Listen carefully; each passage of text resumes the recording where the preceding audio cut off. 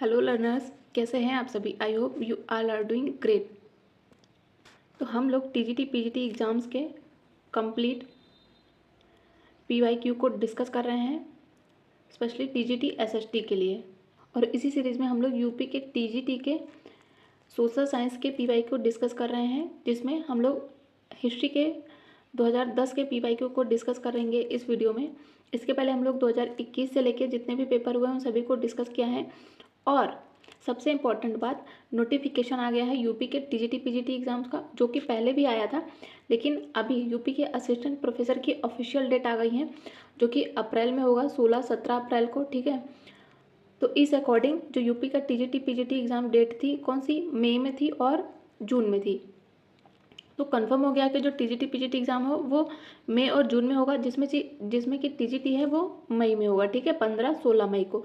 तो अब आप लोग बिल्कुल भी लापरवाही मत करिए, पूरी तरह से सीरियस हो जाइए पढ़ाई को लेके, क्योंकि जो भी ये 40-50 डेज बचे हैं, मान के चलिए ये 40 डेज ही हैं, क्योंकि जो लास्ट के 10 डेज होते हैं वो तो रिवीजन में ही जाते हैं, तो उनको तो काउंट ही मत करिए। तो लास्ट के जो 40 डेज बचे इनको अच्छे से पढ़ाई करिए, जितना हो सके उतना पढ़िए, पीवाईक्यू सॉल्व करिए, प्रैक्टिस सेट लगाइए, और जो भी सेक्शन वीक है वहाँ पे जाके वापस से बुक पढ़िए, टेस्ट लगाइए और अच्छे से तैयारी करिए। और जो भी एग्ज़ाम्स है उसमें अपनी एक सीट पक्की करिए। ठीक है, और यदि आप लोगों को TGT PGT related social science के रिलेटेड कोई भी क्वेरी है तो आप लोग बताइएगा। आप लोग को कोई भी वीडियो चाहिए तो मैं वो बना दूंगी, चाहे वो सिलेबस को लेकर हो। और अगर आप लोगों को टीजीटी सोशल साइंस को सिलेबस चाहिए, स्पेशली सिविक्स एंड हिस्ट्री का, तो वो भी बताइएगा, मैं वो भी कवर करूँगी। डिटेल्ड वीडियो चाहिए सब्जेक्ट की तो वो भी बताइएगा। और मैंने पॉलिटिकल साइंस का कंप्लीट चैप्टर वाइज एमसीक्यू को कराया है, जो कि PGT TGT assistant professor in सभी के लिए हेल्पफुल होगा। तो उसकी एक प्लेलिस्ट है, उसको तो आप लोग ज़रूर देखिए, कंप्लीट उसका है वो, जो कि आने वाले एग्जाम्स में बहुत ही ज़्यादा हेल्पफुल होगी। तो अभी हम लोग पीवाईक्यू डिस्कस करेंगे, एंड देन इसके बाद हिस्ट्री के कंप्लीट चैप्टर वाइज एमसीक्यू करेंगे, प्रैक्टिस सेट भी सॉल्व करेंगे एसएसटी के लिए।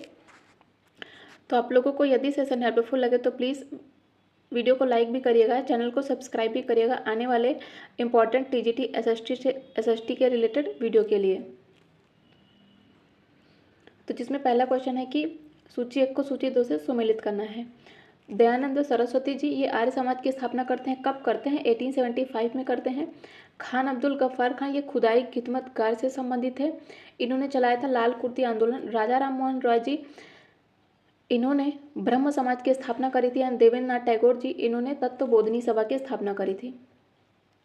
नेक्स्ट है जो भारतीय उपमहाद्वीप है, इसके किस भाग में हड़प्पा संस्कृति का उदय हुआ, तो ये हुआ है उत्तर पश्चिमी भाग में। नेक्स्ट है जो प्रागैतिहासिक युग था, इसमें मानव कहाँ रहता था, तो मचान पर, कंदराओं में तथा झोपड़ियों में रहता था। नेक्स्ट है सिंधु घाटी के निवासियों को किस धातु का ज्ञान नहीं था, तो इन्हें सोने का ज्ञान था, चांदी का भी था, तांबा का भी था, लेकिन लोहे आयरन का ज्ञान नहीं था सिंधु घाटी सभ्यता में। तो रेडियो कार्बन मतलब C14 जैसी जो नवीन विश्लेषण पद्धति है, इसी के द्वारा सिंधु सभ्यता है। इसकी तिथि क्या है, 2350 से लेके बेसिकली 2400 से लेके 1700 ईसा पूर्व मानी गई है। और सिंधु सभ्यता की खोज करता कौन है, दयाराम साहनी जी। इस सभ्यता को हम आद्य ऐतिहासिक या फिर कांस्य युगीन सभ्यता भी कहते हैं, और यहाँ के लोगों को लोहे का ज्ञान नहीं था। नेक्स्ट है सूची 1 को सूची 2 से सुमेलित करना है। महाभाष्य के रचयिता कौन है, ये है पतंजलि। कुमार संभव का रचयिता कौन है, कालिदास जी हैं। अष्टाध्यायी के रचयिता कौन है, पाणिनि है। और अर्थशास्त्र के ये हैं चाणक्य। नेक्स्ट है वल्लभाचार्य ने किसकी भक्ति का ज्ञान प्रचार किया है, तो उन्होंने कृष्ण भक्ति का ज्ञान प्रचार किया है। नेक्स्ट है निम्नलिखित में से जो बौद्ध धर्म है वो किसकी हिमायत करता है। बेसिकली बौद्ध धर्म का मानना क्या था, तो बौद्ध धर्म जो के अनुयायी थे वो मध्यम मार्ग को अपनाते थे। ठीक है, मध्यम निकाय। नेक्स्ट है सायण ने वेदों पर अपनी टीका लिखी है, वो किस भाषा में लिखी है, तो उन्होंने लिखी है संस्कृत भाषा में। नेक्स्ट है निम्नलिखित में से कौन सा स्थान है जहाँ पर बौद्ध धर्म से संबंधित नहीं है, तो नालंदा भी बौद्ध धर्म से संबंधित है। सारनाथ जहाँ पे गौतम बुद्ध ने सबसे पहला उपदेश दिया था, एंड देन बोध गया, ये सभी तो बौद्ध से संबंधित है। लेकिन जो सोमनाथ है, सोमनाथ ये बौद्ध से संबंधित नहीं है। ठीक है, तो बौद्ध धर्म के जो प्रवर्तक है ये बुद्ध को बोध गया में 35 वर्ष की आयु में वैशाख की पूर्णिमा कि रात निरंजना नदी के तट पर पीपल वृक्ष के नीचे ज्ञान प्राप्त होता है। कहाँ पे होता है? बोध गया में होता है। तो बेसिकली गौतम बुद्ध को बोध गया में ज्ञान प्राप्त होता है। और नालंदा जो था ये प्रमुख बौद्ध शिक्षा का केंद्र ही था। बुद्ध ने अपना पहला उपदेश ऋषिपत्तनम मतलब सारनाथ में ही दिया था, जिसे कि बौद्ध ग्रंथ में धर्मचक्र परिवर्तन कहा गया है। जबकि सोमनाथ मंदिर ये शिव मंदिर है। अभिज्ञान शाकुंतलम के लेखक कौन है? तो ये हैं कालिदास। नेक्स्ट है गौतम बुद्ध कहाँ पैदा हुए थे? तो वह हुए थे लुम्बिनी में। नेक्स्ट है बुद्ध चरित्र के लेखक कौन थे? तो ये थे अश्वघोष। तो कनिष्क के राज कवि थे अश्वघोष। इन्होंने बुद्ध चरित्र, सौंदर्यानंद तथा सूत्रालंकार की रचना करी है तथा बुद्ध चरित्र को बौद्धों का रामायण भी कहते हैं। और कनिष्क के दरबार में अश्वघोष थे, वसुमित्र थे, पार्श्व थे, चरक थे जो कि चिकित्सा से संबंधित थे, नागार्जुन, मातृचिर तथा संरक्षक आदि थे। शक संवत का प्रारंभ कब होता है? तो ये होता है 78 ईस्वी में। तो कनिष्क के राजा रेवड़ की तिथि थी 78 ईस्वी और उनके अनुसार कनिष्क 78 ईस्वी से शक संवत का प्रवर्तक था। उत्तर रामचरितम के रचयिता कौन है? तो ये है भवभूति। और भवभूति की बात करें तो इन्होंने 3 नाटक लिखे हैं, उत्तर रामचरित, मालती माधव तथा महावीर चरित। ठीक है। और जो भवभूति हैं ये कन्नौज के शासक यशोवर्मा के दरबारी थे। हर्षवर्धन के शासनकाल में जो सत्ता केंद्र था, स्थान कौन सा था? तो वो था कन्नौज। नेक्स्ट है यूनानी राजदूत मेगास्थनीज किसके दरबार में आए थे? तो ये आए थे चंद्रगुप्त मौर्य के दरबार में। नेक्स्ट है महाबलीपुरम के जो 7 रथ है वाले मंदिर है उसको किसने बनवाए थे? तो उसको बनवाए थे पल्लवाज ने। और जो मामल्ल शैली है इसकी महत्वपूर्ण रचना रथ या फिर एकाश्व मंदिर है जो कि महाबलीपुरम में बनाए गए हैं। और इनके निर्माण की जो परंपरा है वो नरसिंह वर्मन के समय प्रारंभ होती है। यहाँ पे प्रमुख रथ कौन कौन से हैं? द्रौपदी रथ, नकुल सहदेव रथ, अर्जुन रथ, भीम रथ, धर्मराज रथ, गणेश रथ, पिडारी रथ तथा वलयम पुट्ट रथ। और इसमें जो द्रौपदी रथ है वो सबसे छोटा है तथा धर्मराज रथ सबसे बड़ा है। इन्हीं हम रथों को सप्त पैगोड़ा भी कहते हैं। माउंट आबू का जो दिलवाड़ा मंदिर है उसका निर्माण किसने कराया था? तो उसको कराया था सोलंकी वंश ने। तो सोलंकी वंश का संस्थापक कौन था? मूलराज प्रथम। इसकी राजधानी क्या थी? अहिलवाड़। ठीक है। इसी वंश का जो भीम प्रथम था इसके सामंत विमल ने आबू पर्वत पर दिलवाड़ा के प्रसिद्ध जैन मंदिर का निर्माण कराया था और यह पूर्णतः संगमरमर से निर्मित है। नेक्स्ट है जो कुमार देवी थी वो किस गुप्त शासक की पत्नी थी? तो वो चंद्रगुप्त फर्स्ट की पत्नी थी। चंद्रगुप्त फर्स्ट ये 319 से लेकर 350 ईस्वी तक प्रारंभिक गुप्त शासकों में सबसे शक्तिशाली शासक था और इसने महाराजा धीराज की उपाधि धारण करी थी। और जो चंद्रगुप्त फर्स्ट था उसने लिच्छवियों का सहयोग और समर्थन प्राप्त करने के लिए उनकी जो राजकुमारी थी कुमार देवी उनके साथ विवाह किया था। नेक्स्ट है चंद्रगुप्त मौर्य की राजधानी क्या थी? तो वो थी पाटलिपुत्र जो कि बिहार में है। और इसी नगर में गंगा और सोन नदी का संगम भी है पाटलिपुत्र में। और जो हर्यक वंश था इसके शासक उदयन की राजधानी भी पाटलिपुत्र थी। तो ये दोनों ही याद रखिएगा। कौन सा एक गुप्त शासक नहीं है? तो रामगुप्त, समुद्रगुप्त, चंद्रगुप्त तो है लेकिन देवगुप्त फर्स्ट ये गुप्त शासक नहीं है। तो गुप्त वंश की स्थापना 275 ईस्वी में श्रीगुप्त करते हैं और गुप्त वंश का दूसरा शासक होता है महाराज घटोत्कच। ठीक है, जो कि श्रीगुप्त का पुत्र था। चंद्रगुप्त फर्स्ट की बात करें तो इन्होंने महाराजा धीराज की उपाधि धारण करी थी। एंड देन समुद्रगुप्त की बात करें 350 से लेकर 375 ईस्वी में ये इनके दरबारी कवि होते हैं हरिसेन। इन्होंने प्रयाग प्रशस्ति की भी रचना करी है। एंड देन उसके बाद आते हैं समुद्रगुप्त के बाद कौन? रामगुप्त। ठीक है। और जो चंद्रगुप्त द्वितीय विक्रमादित्य थे इन्होंने विक्रमांक, परम भागवत जैसी उपाधियां भी धारण करी थी। और जो देवगुप्त है ये उत्तरकालीन गुप्त वंश का शासक था। ठीक है। नेक्स्ट है अश्वघोष का संबंध किससे था? तो ये कुषाणों से था। नेक्स्ट है जो राष्ट्रकूट साम्राज्य था इसका संस्थापक कौन था? तो ये था दंतीदुर्ग। और जो इसकी राजधानी थी मान्यखेत। नेक्स्ट है प्राचीन भारत में निम्नलिखित में से किस शासक ने जैन धर्म स्वीकार करके संन्यास लिया था? तो ये हो जाएंगे चंद्रगुप्त मौर्य। नेक्स्ट है चालुक्य वंश की राजधानी क्या थी? तो ये थी वातापी। और बादामी के जो चालुक्य वंश था इनका संस्थापक था पुलकेशिन प्रथम और पुलकेशिन द्वितीय इस वंश का सबसे शक्तिशाली शासक था। जो पल्लव वंश था इनका अंतिम शासक कौन था? ये था अपराजित वर्मन। पल्लव वर्मन, अपराजित वर्मन की बात करें तो कांची के पल्लव वंश का अंतिम शासक था और 1885 ईस्वी के लगभग उसने गंग नरेश पृथ्वीपति तथा चोल नरेश आदित्य प्रथम की सहायता से जो पांड्य वंशी शासक था वरगुड़ द्वितीय को श्री पुरम्बियम के युद्ध में पराजित किया था अपराजित ने। नेक्स्ट है, गुप्त काल में किस धर्म का सबसे अधिक विकास हुआ है, तो ये हुआ है पौराणिक धर्म का।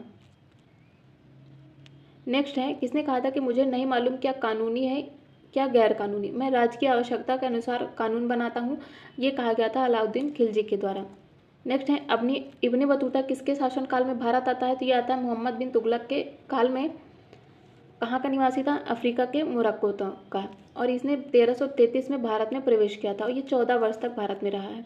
और जो मोहम्मद बिन तुगलक था उसने दिल्ली में इब्ने बतूता को काजी के पद पर भी नियुक्त किया था। और जो इब्ने बतूता का यात्रा विवरण है वो किस नाम से है, वो है रेहला नाम से। साथ ही मोहम्मद बिन तुगलक ने उसे राजदूत बनाकर चीन भी भेजा था।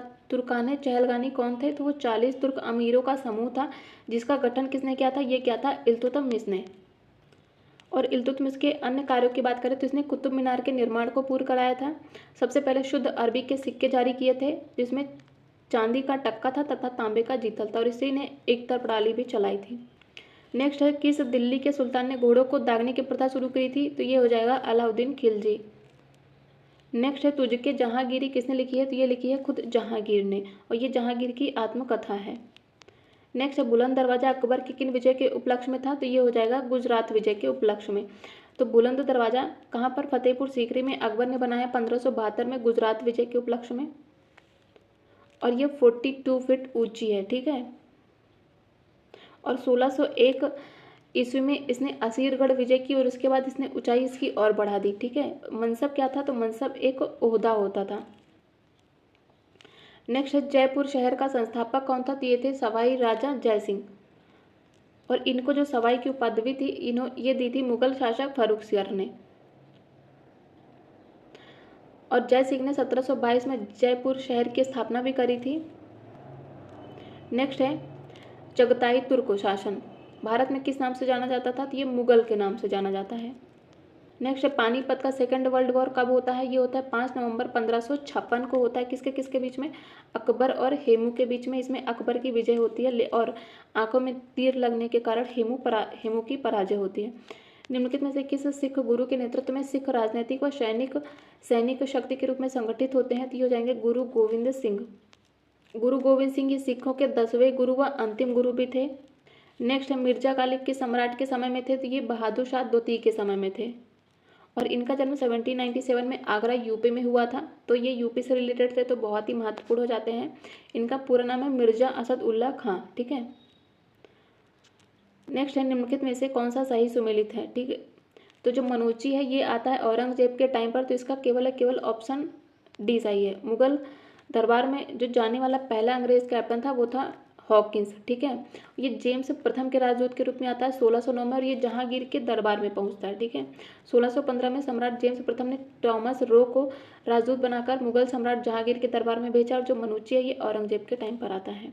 यहाँ पे जो टॉमस रो है और विलियम हॉकिंस ये दोनों ही जहांगीर के टाइम पर आए थे।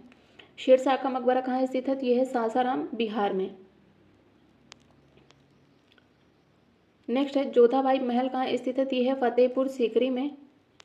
नेक्स्ट है, हमीदा बानो बेगम किसकी पत्नी थी, तो ये हुमायूं की पत्नी थी। नेक्स्ट है, भारत में सर्वप्रथम आने वाले यूरोपीय कौन थे, तो ये थे पुर्तगाली। पुर्तगाली के बाद कौन आता है, इसमें याद रखिएगा PDEDF। पहले आते हैं पुर्तगाली, फिर डच आते हैं, फिर ईस्ट इंडिया कंपनी आती है, फिर डेनिश आती है एंड देन सबसे लास्ट में कौन आते हैं, फ्रेंच। तो सबसे पहले आता है पुर्तगाली और भारत से सबसे बाद में जाते कौन है, पुर्तगाली ही जाते हैं। नेक्स्ट है, 1773 के रेगुलेटिंग एक्ट के द्वारा जो स्थापित गवर्नर जनरल था इसकी परिषद में कौन शामिल नहीं था, तो इसमें मॉनसन, क्लेवरिंग, बारवेल तथा फ्रांसिस ये सभी थे। तो इसमें होना चाहिए नन ऑफ द अबव। तो 1773 में आता है रेगुलेटिंग एक्ट। इसी के द्वारा जो गवर्नर जनरल था उसकी परिषद में फिलिप फ्रांसिस थे, क्लेवरिंग थे, मॉनसन थे तथा बारवेल थे, ये सभी सदस्य थे। और इसी एक्ट के तहत जो बंगाल था वहाँ पे एक प्रशासन मंडल बनाया जाता है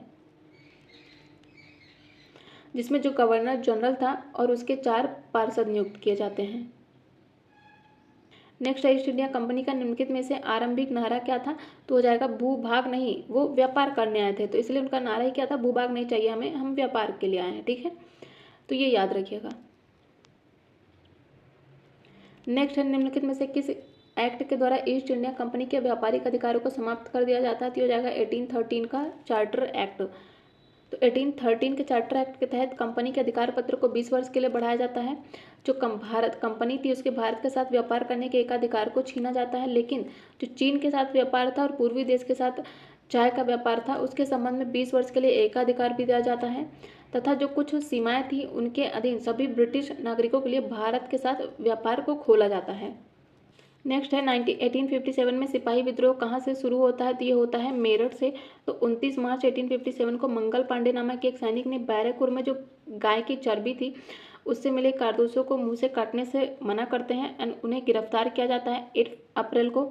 उसके बाद 10 मई 1857 के दिन मेरठ की पैदल टुकड़ी ने 20 NI से लेके 1857 की क्रांति की शुरुआत करते हैं। नेक्स्ट है पद्मावत का रचयिता कौन है? ये है मलिक मोहम्मद जायसी। जायसी ने पद्मावत, अखरावट तथा आखिरी कलाम नामक ग्रंथ भी लिखे हैं। नेक्स्ट है विधवा पुनर्विवाह एक्ट कब पास होता है? ये होता है 1856 में और ये ईश्वर चंद्र विद्यासागर के प्रयासों से होता है। उस समय भारत में गवर्नर जनरल कौन थे? वो थे लॉर्ड कैनिंग। नेक्स्ट है असम, चटगांव जैसे पूर्वोत्तर भागों में विजय प्राप्त करने वाला मुगल सेनापति कौन था? तो वो था शाइस्ता खां। नेक्स्ट है 1925 के कानपुर कांग्रेस के अध्यक्ष कौन थे? तो ये थे सरोजिनी नायडू, जो कि पहली महिला अध्यक्ष थी। नेक्स्ट है किस लेखक ने महात्मा गांधी को प्रोफेशनल रीडर्स की संज्ञा दी है? तो महात्मा गांधी जी को किसने प्रोफेशनल रीडर्स कहा है? इसका जिक्र कहीं भी नहीं मिलता। ठीक है, तो इसलिए आयोग के द्वारा भी इसमें माना गया है ऑप्शन ई, मतलब none of the above. Next है चित्तरंजन दास जी की पत्नी का क्या नाम था? ये थे बसंती देवी, लाला लाजपत राय की राधा देवी, महात्मा गांधी जी की कस्तूरबा गांधी और मोतीलाल नेहरू की स्वरूप रानी। नेक्स्ट है 1857 में प्रमुख विद्रोह है, कहाँ से किसने नेतृत्व किया था? तो कानपुर से नेतृत्व किया था नाना साहब ने, झांसी से किया था रानी लक्ष्मीबाई ने, ग्वालियर से तात्या टोपे ने तथा इलाहाबाद से किया था लियाकत अली ने। नेक्स्ट है भारत की राजधानी पुरानी दिल्ली से नई दिल्ली कब स्थानांतरित की गई थी?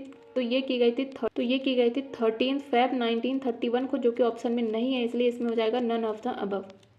नेक्स्ट है जो 16 संस्कार होते हैं इसमें जो उपनयन संस्कार है वो किस क्रम पर है? तो वो 11वां संस्कार है। तो हिंदू अवधारणा के अनुसार 16 संस्कार हैं। इनमें है पहला तो गर्भाधान, सेकंड वन इज पुंसवन, थर्ड वन इज सीमांतोनयन, फोर्थ जातक्रम, फिफ्थ है नामकरण, सिक्स है निष्क्रमण, सेवंथ है अन्नप्राशन, एट्थ है चूड़ाकरण, 9 है कर्णवेद, विद्यारंभ है 10वां, 11वां है उपनयन, 12वां है वेदारंभ, 13वां है केशांत एंड 14th है समावर्तन तथा 15th है विवाह एंड 16th है अंत्येष्टि। किताबुल हिंद की रचना किसने की है? तो ये की है अल बरूनी ने, और अल बरूनी ये महमूद गजनवी के साथ भारत आता है। नेक्स्ट है रामायण किसने लिखी है? तो ये लिखी है वाल्मीकि ने। नेक्स्ट ब्रह्म समाज के संस्थापक कौन थे? तो ये थे राजा राममोहन राय जी। इन्होंने 1828 में ब्रह्म समाज की स्थापना करी है। नेक्स्ट रेलवे बोर्ड का गठन कब हुआ था? तो ये हुआ था 1905 में। हर्ष ने किस विश्वविद्यालय को विशेष संरक्षण प्रदान किया था? तो उन्होंने किया था नालंदा विश्वविद्यालय को।